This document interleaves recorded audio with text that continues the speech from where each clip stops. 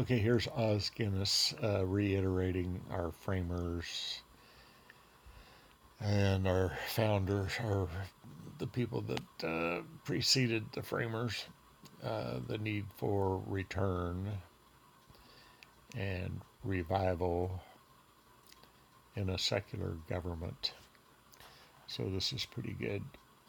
Thomas Jefferson talking about a revolution every 20 years. George Mason talking about a return to principles. God, and God turns to them, and overall it's called by the Jews return. But what the Jews called return, the Puritans called revival. And what's interesting is the American framers had their national and secular equivalent. George Mason, who was much more conservative, used to speak of the need for a frequent recurrence to fundamental first principles.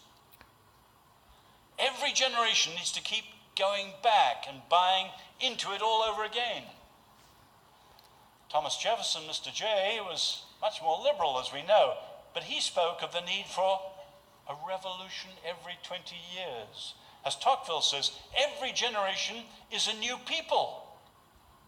So if a generation arises that doesn't buy into it all over again, you'll have a different people who have forgotten where they come from. And the framers believed that you need to keep going back to first principles.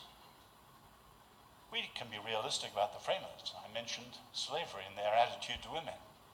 But that said, I believe there's hardly any problems today that couldn't be helped enormously by a return to many of the first principles. Okay, slavery and attitude toward women. This whole thing about what's happening in Hollywood with all these guys taking advantage of women, it's the same people that enslaved the slaves almost a century ago. There's just a certain type of personality that wants to control everybody and take away their freedom. So it's time for the freedom loving to have a revival or a return to first principles. Made the American experiment what it is. But that, of course, is the challenge for your generation. I've often quoted one of the late remarks of Tocqueville. Americans love Tocqueville, understandably. Democracy in America.